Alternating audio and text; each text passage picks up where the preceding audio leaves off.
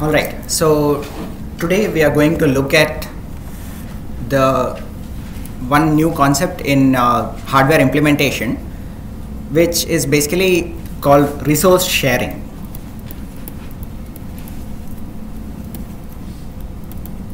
Okay, so the basic idea of resource sharing we have already discussed briefly at the beginning of the course, right? The idea is that you have a finite set of resources and you time multiplex them. So you perform different operations on the same hardware at different instants of time.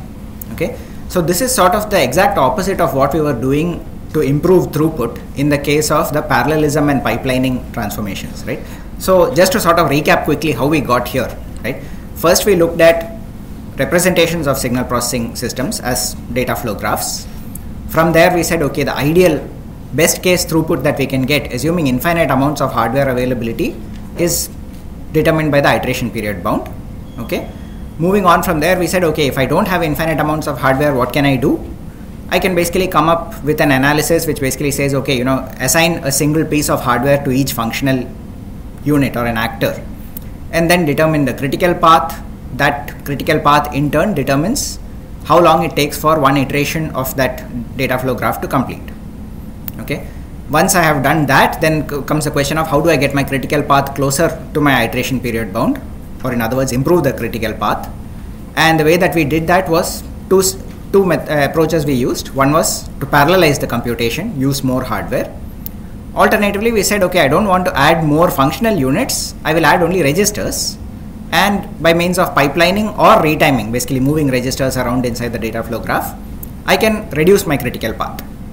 Okay, resource sharing on the other hand is looking sort of at the opposite end of the problem, right? It's saying, let's assume that I can run fast enough. I do not need throughput at this point, but I do have a problem with using up too many resources.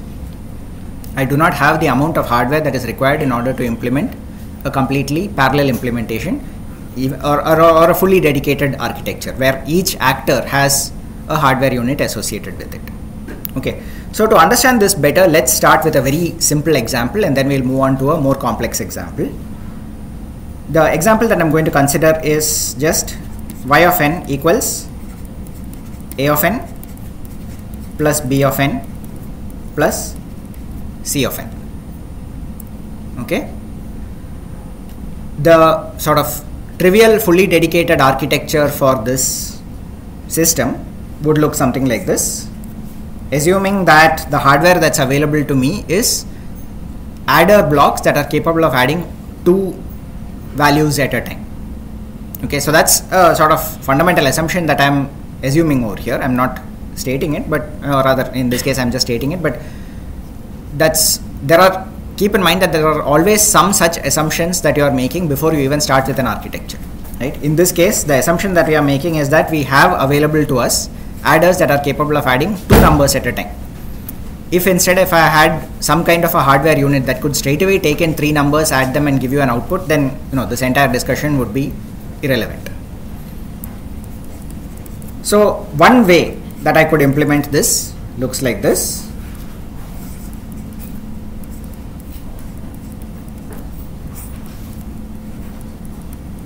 Right? And it's probably the most obvious one that you would come up with if asked to draw an architecture for this. Why am I saying one way? Because obviously I can change the order of addition. I can do a of n plus c of n, then add b of n, or any of the other orders, primarily making use of certain properties of the arithmetic that we are using over here. Now obviously in terms of critical path, what I have is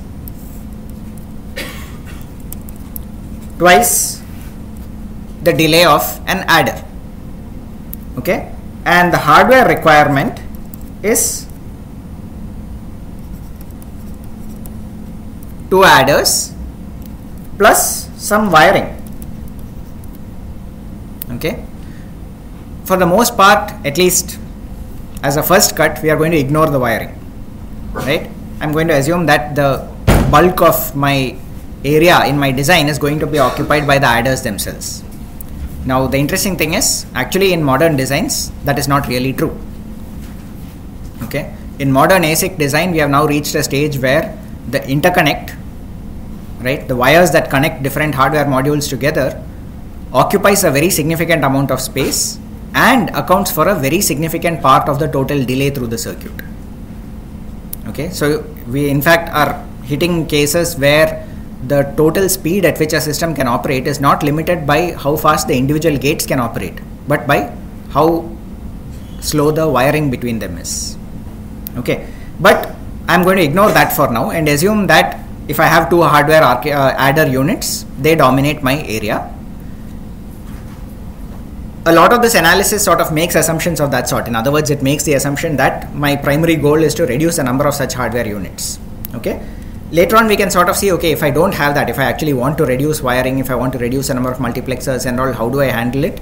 You basically treat them also as functional units with a certain area, and it's possible to build a model around that.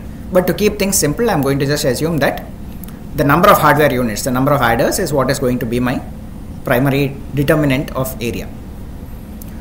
So now let's look at the simple extension of this, which is to say, how do I convert this to an architecture where I have only one adder? Okay, so what would that look like?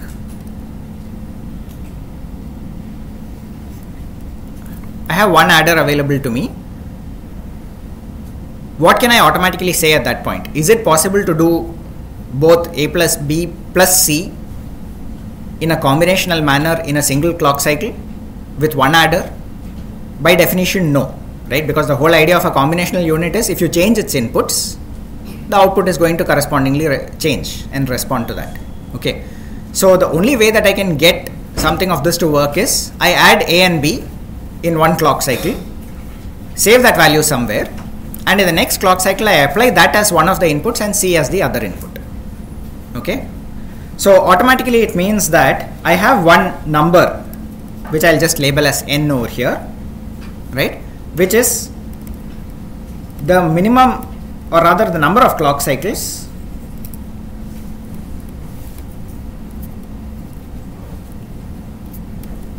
to finish one iteration of the computation.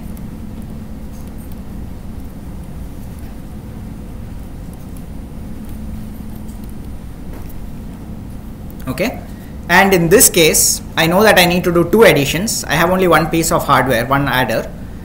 What can I say must be the minimum value of n?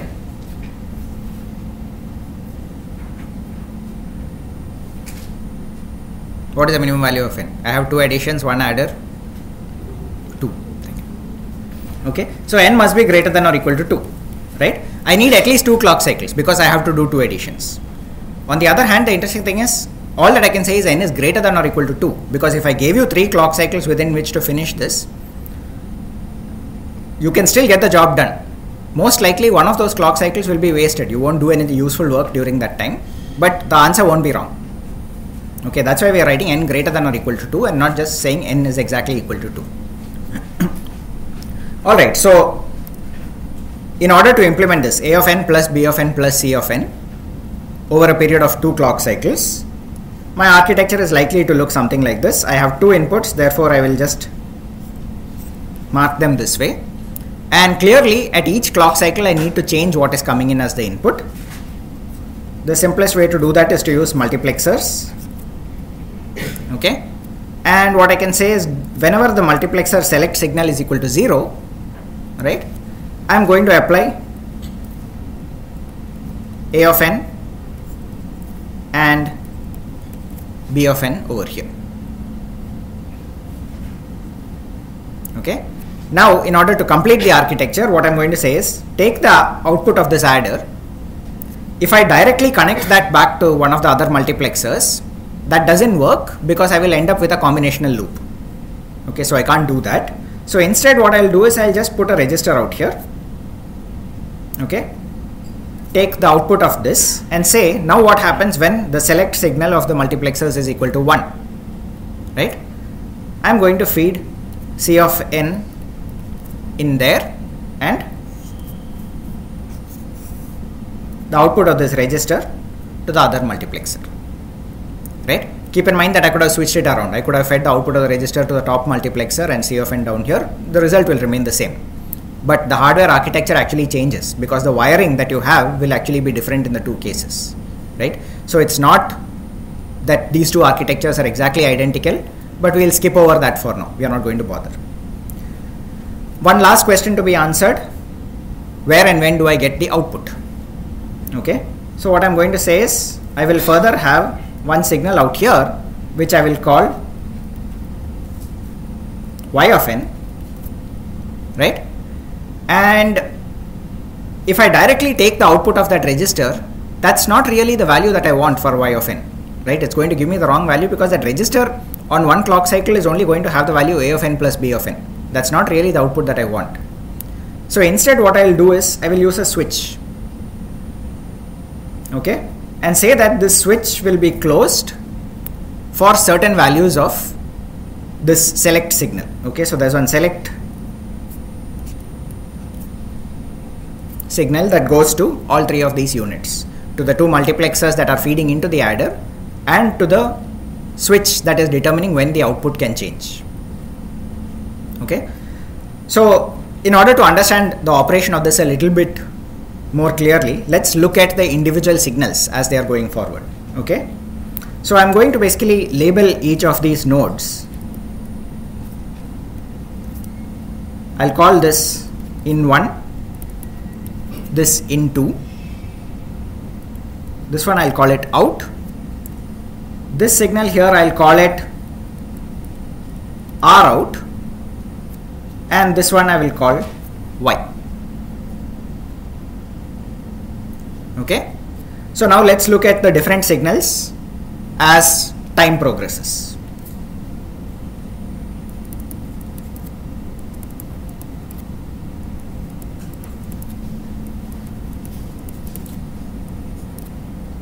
Okay,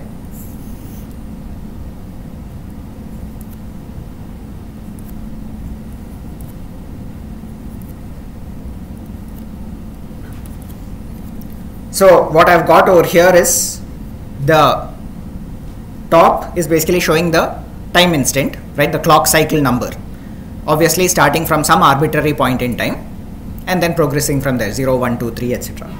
Okay, the corresponding S value I'm just going to write over here, right, will basically be that number that I've got on top over there, the clock cycle number modulo 2. Okay, so in other words, what I'm basically going to say is that S is 0 over here, 1 over here, 0 over here, 1 over here, 0 over here, 1 over here, and so on. Okay, so these two are the sort of baseline that I'm using for determining my multiplexer connections as well as my switch connection. Now, with this in mind, at time 0, what am I going to see at in 1 and in 2?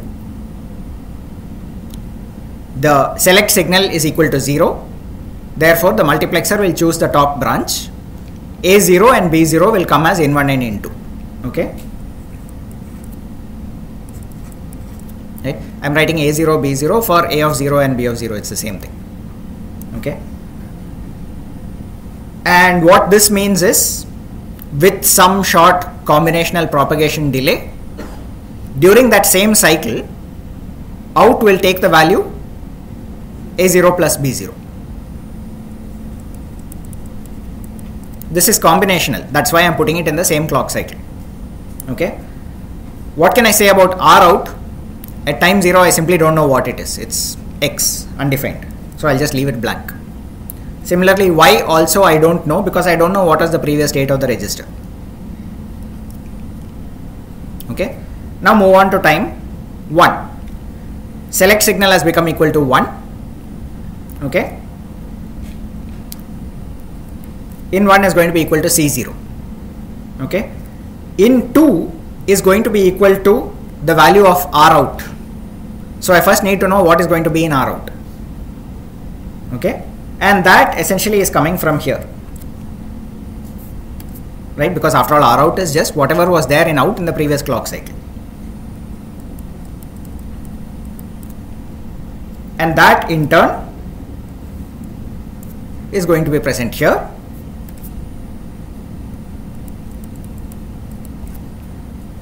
Right, which means that out is now going to take the value A0 plus B0 plus C0. Okay, the value of y I still don't know, so I'm going to leave it blank over there. Okay. Alright, let's move on to time 2. At this point I have A1 and B1 being fed into in1 and in2. The output of out is therefore going to be equal to A1 plus B1. What is R out going to be? It's going to be whatever was over here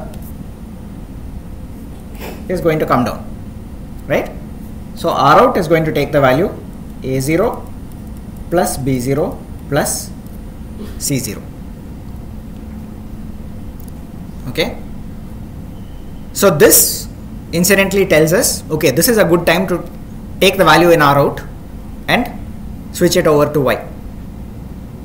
Okay. So close that switch. Whenever S is equal to 0, close that switch. Let the value in R out come on to Y. It becomes equal to A0 plus B0 plus C0. Okay. So I can go up here and in this diagram I can basically annotate saying that when S is equal to 0 I close the switch and when S is equal to 1 I open it. Okay. Alright, moving further, I will see C1 over here.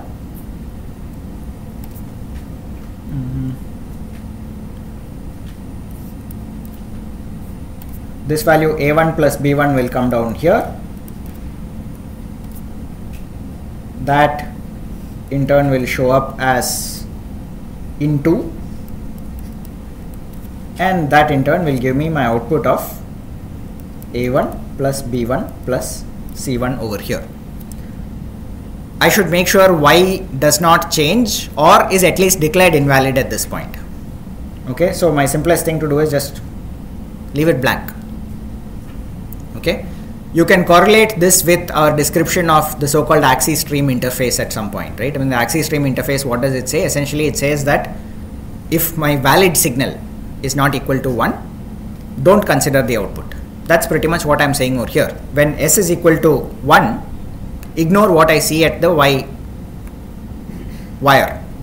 Whereas when S is equal to 0, I can say that whatever I'm seeing on Y is the actual output that was being computed from the previous set of samples.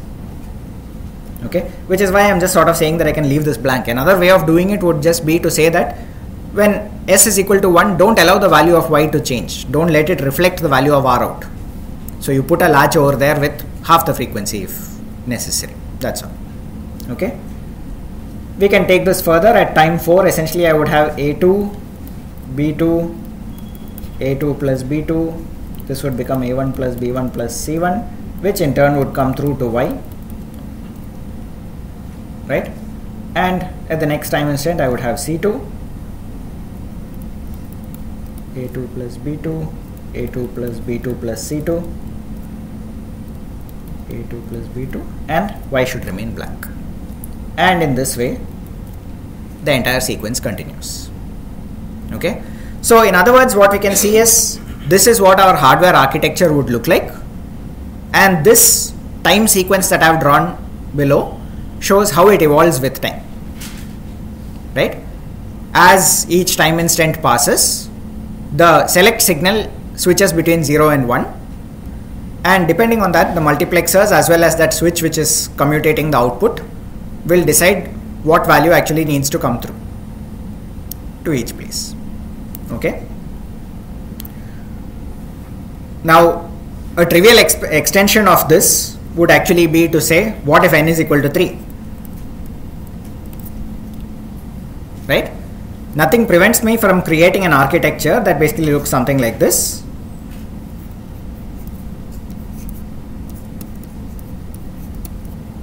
Zero, 1, 2, 0, 1, 2.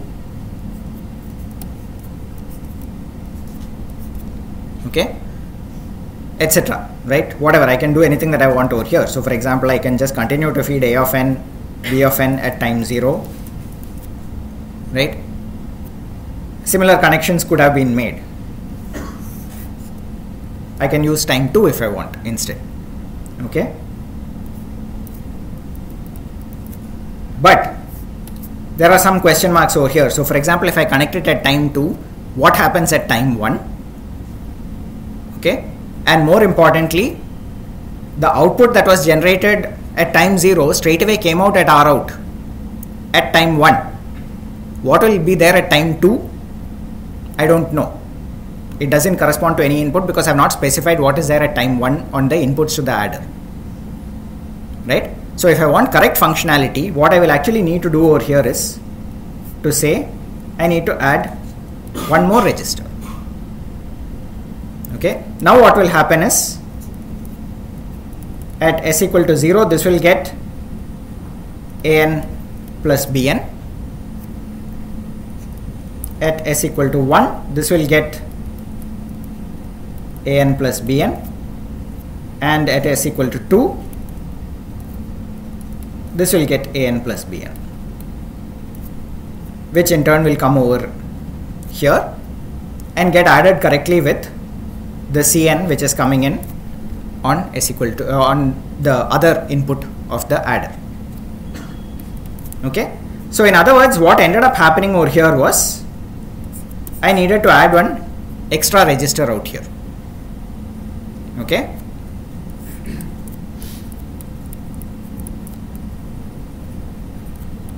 in other words, if n is equal to 3, 2 registers are needed to make sure that the functionality comes out correctly. Okay, so just to make sure that you understand exactly what is happening over here is clear, let's just look at this a bit more carefully.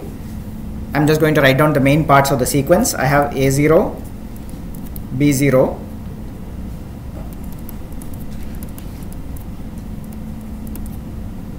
I'll call this out1, out2, and this one can be R out.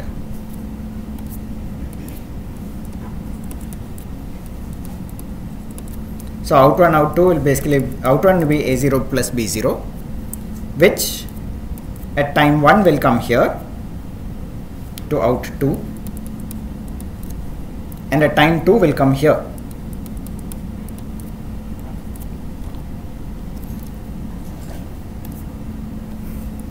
And in turn will sit here. Okay, as long as I give C0 over here, this will in turn lead to this becoming A0 plus B0 plus C0. Right? So what happens over here, I really don't care what these values are because I'm never going to use them.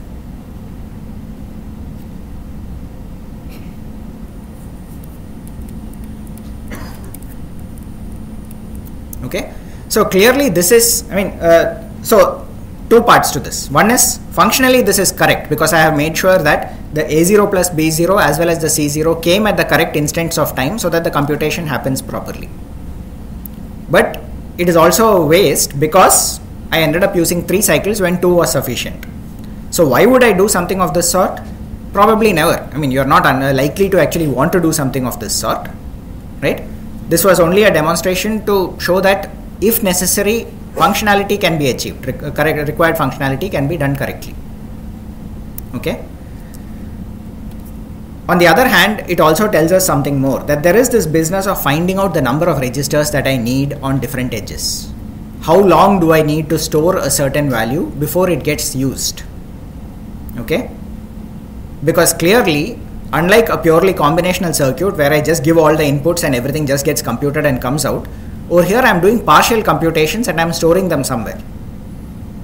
How long should I store them? For how many clock cycles do I need to store each value? Do I need to store everything for n clock cycles? Do some values only need to be stored for 1 cycle or 2 cycles? Determining all of that is the most crucial part of translating those time instants at which the different operations are executed into a complete hardware architecture. Okay, so to look at that in a little bit more detail, we'll take a more complex example, right?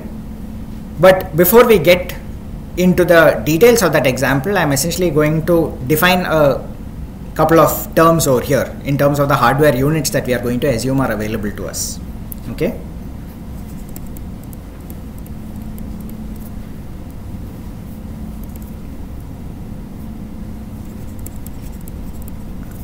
assume that there is something called an adder which is pipelined to a depth of 1, right? And that I can draw its architecture essentially something like this. Okay.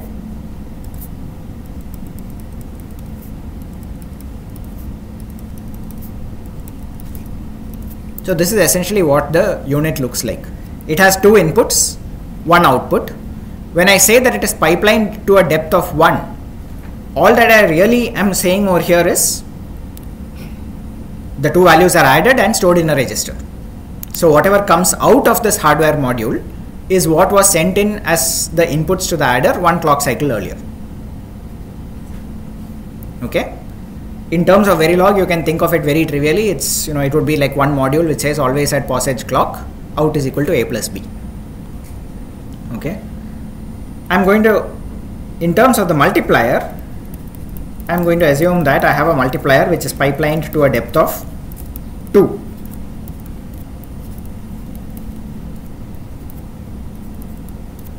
Okay. I'll draw it as something looking like this. 2 registers at the output.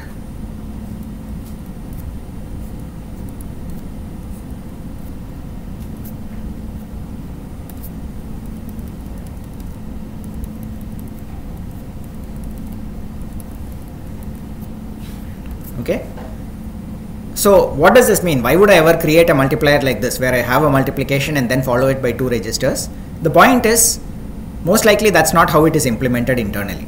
Right? Internally, what might have been done is the multiplier itself is pipelined, meaning that if it was an array multiplier, then after some number of stages of addition of the partial products, I put some registers, layer of registers through it and so on. Okay. But as far as the outside world is concerned, I don't care how the internal implementation of the pipelined multiplier is.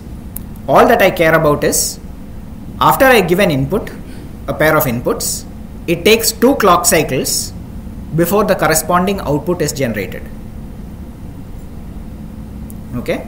But on the very next clock cycle, I can give the next set of inputs and I will get the corresponding outputs 2 cycles late.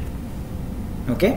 So one way of writing this is, for the adder I can say, if this is my timeline and I give in1, in2 and I look at out, what I will see is if this was A0, B0, I'll get A0 plus B0 at time 1. Meanwhile, I can give A1, B1 and I'll get A1 plus B1 at time 2. I give A2, B2, I'll get A2 plus B2 at time 3 and so on. Okay. For the multiplier,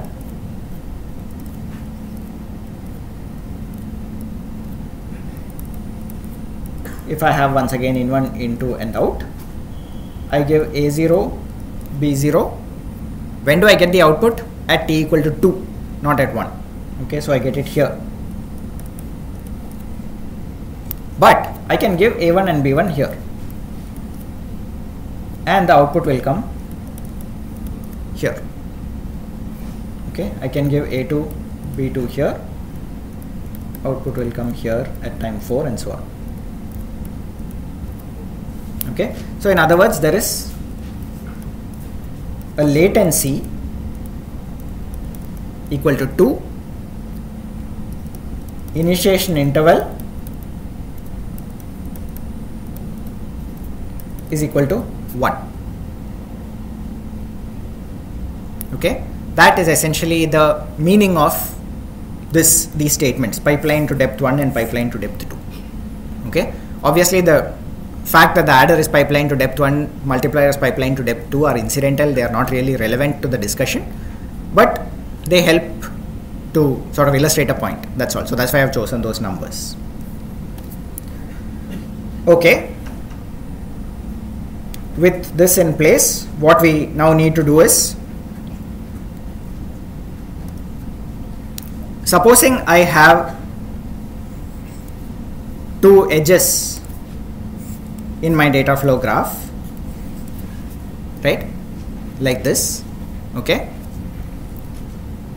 what I'm going to say is I will associate a value, a number, with the execution of each node. Okay, let me call this I and this one j. Okay, I and j must be in the range 0 to n minus 1, where n is the number of clock cycles for one full iteration.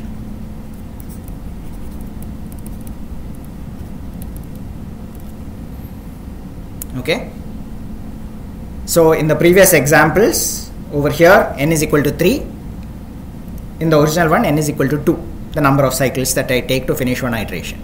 Okay, so assume that somehow I have chosen n. Okay, and in general, how should I choose n? There's no fixed answer to that. One thing you can very clearly see is there is a minimum value of n that you can easily say, right? If I have some number of additions to be performed and I have only one adder unit, then I need at least that many clock cycles, because at any given clock cycle only one addition can be done. Okay, so n must be greater than or equal to the minimum time required for individually operating each of the functions that I want to use in my data flow graph. Okay, but beyond that, what should actually be the value of n? Should n be greater than that, or should it be exactly equal to that minimum value? Will I be able to get away with using exactly that minimum value? Can I use a larger value? Those I am not going to answer now. We will look at those later. So all that comes into the topic of what is called scheduling, right? Which is where we will go next after this. Okay, so how did I decide that these are the time instants at which these operations need to take place, right? More importantly, I mean, this is of course a very trivial example, so it's quite easy to come up with that answer. But for the more complex example, we'll see, I'll just give you some numbers magically, right? Which will give us a final architecture. How do I come up with those numbers is what we will see later after we have completed. How do I, given those numbers, how do I translate it into an architecture? Okay. So if I have an edge in a data flow graph that looks something like this, there is one module A whose output is feeding into B.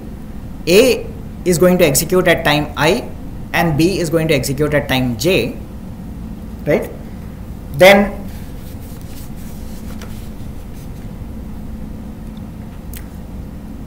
and let's say that there are some number of delay elements, some W delay elements on this edge between A to B, right? Initially, let's assume W is equal to 0, right? If W is equal to 0, what can I say about I and J? And let's say in particular that A was an adder.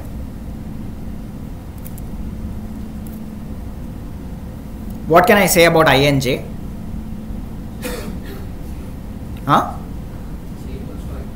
J greater than or equal to I plus 1. Okay, so that's essentially, I mean, you remember going back to what we spoke about constraints earlier, I have told you that this is an adder. Therefore, what I can see over here is J must be greater than or equal to I plus 1. Okay.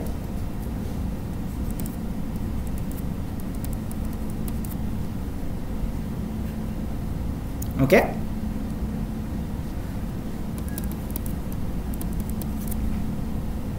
What if it was a multiplier?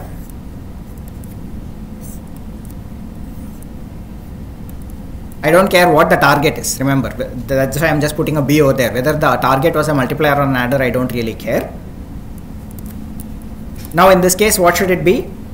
J must be greater than or equal to I plus 2, because for the result of that first multiplication to come out, it has a latency of 2 clock cycles.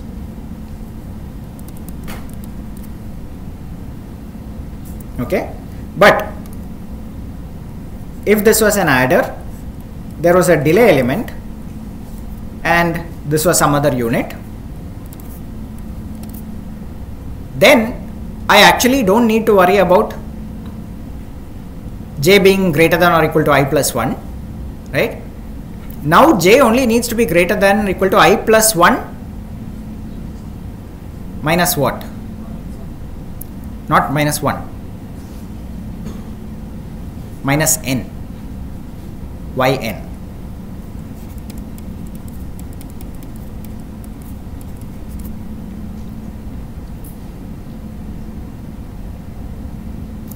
Because n is the number of clock cycles required to complete one iteration of this data flow graph.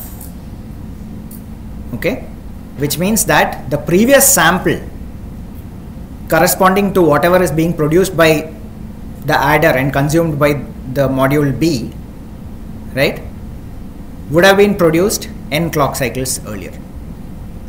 So as long as j is greater than or equal to I plus 1 minus n, right, I am fine. Okay. In fact, I can go one step further and say, if so, by the way, keep in mind this edge that I have drawn over here in the data flow graph corresponds to my original data flow graph, not the one where I have completed resource sharing. Not, in other words, it corresponds to this one over here, not to the resource shared version. Okay. With that in mind, essentially what I am saying is, if I have such an edge from an adder to some other unit, the adder is scheduled at time I, where I is a number in integer between 0 to n minus 1, and the target unit is scheduled at time j, right?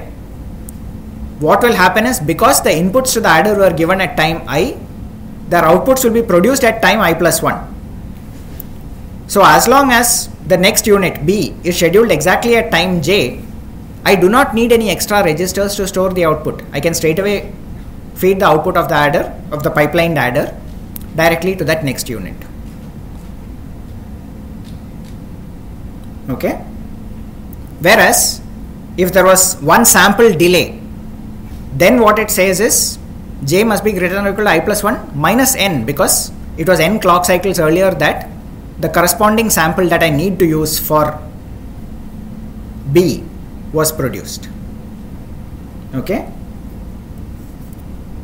If this is an adder with some n delays on it, and this is I and this is j, now j must be greater than or equal to I plus 1 minus small n times capital N. Okay, or to avoid confusion, I will just use w over here, minus w times n. Okay, so in general, for any data flow graph, for an edge in that data flow graph, if I have decided that the initial actor is going to fire at time I and the destination actor is going to fire at time j, then this condition j is greater than or equal to I plus 1 minus w times n must be satisfied. And I can go one step further and define this term that I am going to call the df between actor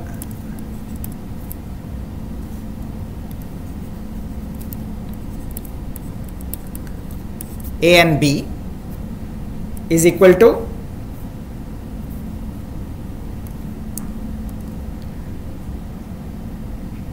the difference between the actual j and